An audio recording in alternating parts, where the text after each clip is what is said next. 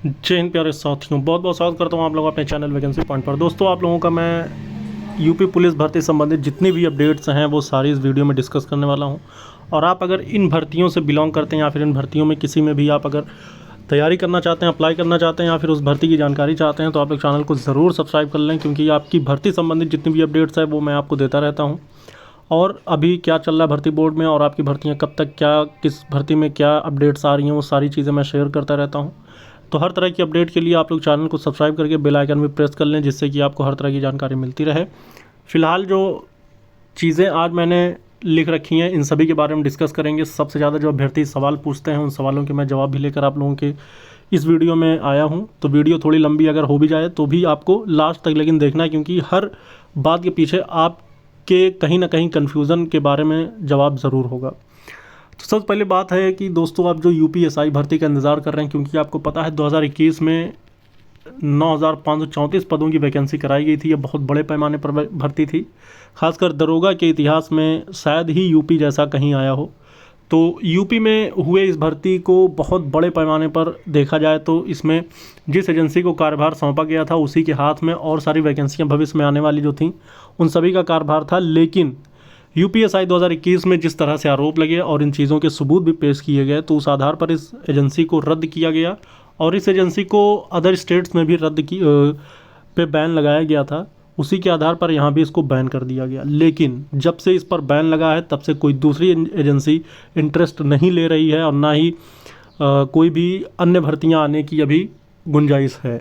तो इसी के चलते यूपी में धांधली को रोकने के लिए सरकार ने तरह तरह के कदम उठाए और नए नए कुछ नियमावलियाँ बनाई। और वहीं बता दें कि फिर अन्य भर्तियों में जहाँ भी धांधली पाई गई वहाँ पर कड़े जो है प्रावधान किए गए, कड़े उन पर कार्रवाई की गई।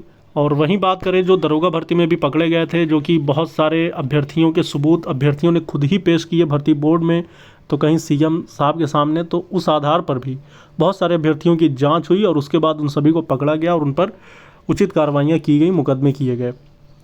तो कहीं ना कहीं सरकार पूरी तरह से इस चीज़ को सीरियस लेती है कि अभ्यर्थियों की परीक्षा जो है बिल्कुल निष्पक्ष तौर पर और सुदृढ़ और सही तरीके से कराई जाए, जिससे कि ईमानदार अभ्यर्थी जो पढ़ाई और तैयारी में लगे रहते हैं साल दर साल और उनकी मेहनत जाया चली जाती है इन धांधली करने वालों के चक्कर में, तो उन्हें सही से नौकरी दी जाए।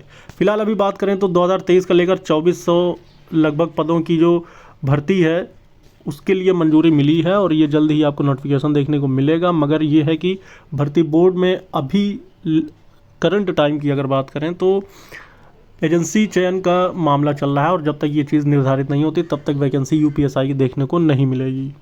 वहीं बात करें यूपी पुलिस कांस्टेबल 2023 की भर्ती का, तो 2023 भर्ती में भी ऐसा ही कुछ मामला सामने है।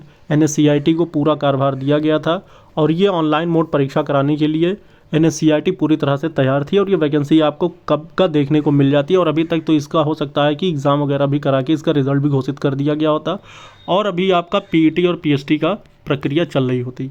लेकिन एनएससीआईटी को रद्द कर देने के बाद से दूसरी एजेंसी का चयन करने में भर्ती बोर्ड के पसीने छूट रहे हैं। और वहीं बता दें, पिछली वीडियोस में मैंने जिक्र भी किया था कि बीच का कोई रास्ता निकालने का भर्ती बोर्ड और राज्य सरकार के बीच में कुछ मशवरा चल रहा है। जल्द ही इस पर आपको नई अपडेट देखने को मिलेगी। वहीं बता दें, ये भी अपने आप में 52,000 प्लस पदों पर ये वैकेंसी आने वाली है, जो कि सिपाही भर्ती के इतिहास में ये एक बड़ी भर्ती होगी। और अभी तक फ़िलहाल इसके संबंध में इतनी जानकारी प्राप्त है कि कुछ ही दिनों में इस पर कोई बड़ी खबर देखने को मिल सकती, क्योंकि भर्ती बोर्ड और राज्य सरकार दोनों ने ही बिल्कुल एक्टिव होकर इस बारे में निर्णय लेने शुरू कर दिए हैं और जल्दी इस पर कुछ बड़ा देखने को मिलेगा। रही बात आपकी UP police radio operator exam का लेकर, तो रेडियो ऑपरेटर का एग्ज़ाम आपको बता दें कि इन दोनों भर्तियों पर ही आधारित है, क्योंकि ये दोनों भर्तियाँ जिस वजह से पेंडिंग में हैं उसी की वजह से ये रेडियो ऑपरेटर का आपका वैकेंसी भी पेंडिंग में है।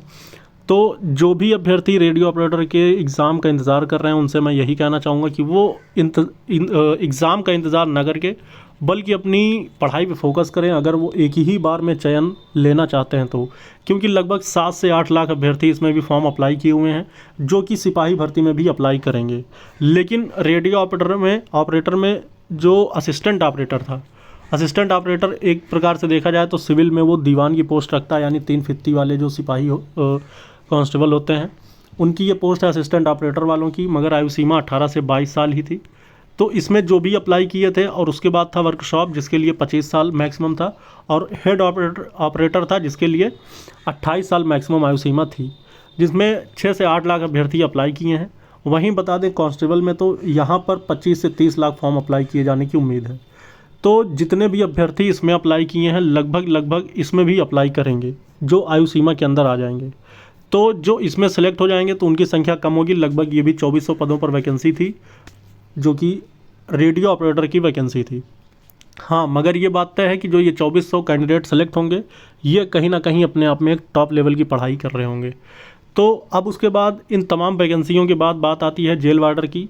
पिछली बार भर्ती देखने को मिली थी जेल वार्डर और फायरमैन की एक साल लगभग 5,500 पदों पर, 5604 पदों पर, 5804 पदों पर होने वाली ये वैकेंसी अब की बार अकेली हो गई है, यानी कि जेल वार्डर के अकेले वैकेंसी आने की उम्मीद जताई जा रही है और लगभग ये 3000 पदों पर वैकेंसी आएगी। और ये वैकेंसी भी इन्हीं तीनों की तरह एग्ज़ाम एजेंसी पर आधारित है। और ये सभी भर्तियां भर्ती बोर्ड में पूरी तरह से इनके नोटिफिकेशन इनका सब कुछ तैयार कंप्लीट है। सिर्फ और सिर्फ अगर ये पेंडिंग रह गई हैं तो सिर्फ इनका एग्ज़ाम एजेंसी के पेंडिंग होने की वजह से। जैसे एग्ज़ाम एजेंसी का चयन होता है ये सभी भर्तियां आपको देखने को मिलेगी। और एग्ज़ाम एजेंसी की जो भी अपडेट्स हैं दोस्तों, यहाँ तक कि आपको बता दें कि पूरी तरह से चीज़ें क्लियर हैं, तैयार हैं। आपकी वैकेंसी कभी भी देखने को तो मिल सकती है, लेकिन एग्ज़ाम एजेंसी इन सभी के बीच में एक ऐसा अड़ंगा लगा रखा है कि बिना एग्ज़ाम एजेंसी के भर्ती बोर्ड किसी प्रकार से भी नोटिफिकेशन जारी करने को तैयार नहीं है। जबकि इस पर कई बार सवाल भी उठाए गए और कई सारी चीज़ें भी सामने आई, लेकिन फ़िलहाल क्योंकि ये भर्तियां बहुत जल्दी क्लियर होंगी, इसके लिए आपको बहुत ज़्यादा समय नहीं मिलने वाला। जब आपका फॉर्म यानी जब आपका नोटिफिकेशन जारी किया जाएगा उससे लगभग 2 से 3 महीने के भीतर ही आपकी प्रक्रियाएं पूर्ण होने के लिए बिल्कुल बहुत तेज़ी से मामला चल रहा है। और पुरानी वैकेंसियों की अगर बात करें दोस्तों, पुरानी वैकेंसी का एक बहुत बड़ा निर्णय सामने आया जिसमें 22,000 अभ्यर्थियों को ज्वाइनिंग दी जाएगी। 17 साल से पेंडिंग चल रहे मामले हाईकोर्ट के माध्यम से न्याय मिला है और उन अभ्यर्थियों के पक्ष में निर्णय आया कि जिन 22,000 सिपाहियों को मायावती सरकार ने बाहर कर दिया था, उन अब सिपाहियों को राज्य सरकार जो है उनको नियुक्ति देगा। और ये बड़ी बात थी कि उनको 17 साल में होने वाले सारी इंक्रीमेंट, सारी सुविधाएं, सारे लाभ, सारे भत्ते सब कुछ दिए जाएंगे। तो ये एक उन अभ्यर्थियों के लिए बहुत अच्छी खबर थी। और ऐसे ही बहुत सारी खबरें आती रहती हैं जो मैं आपसे शेयर करता रहता हूँ और आपके साथ हर तरह के आपके बातों को, आपके जो भर्ती संबंधित जो भी अपडेट्स हैं उन सभी को आप तक पहुंचाने के लिए लगातार मैं प्रयास कर रहा हूं। तो आप लोग सपोर्ट और सहयोग करते रहें, बस यही चीज़ मुझे मोटिवेशन देती है और आप तक जानकारी पहुंचाने के लिए प्रेरित करती है। और मैं यकीन दिलाता हूं कि जो भी अपडेट्स होगी वो मैं आप तक पहुंचाता रहूंगा, बस आप लोग अपना सहयोग और सपोर्ट बनाए रहें।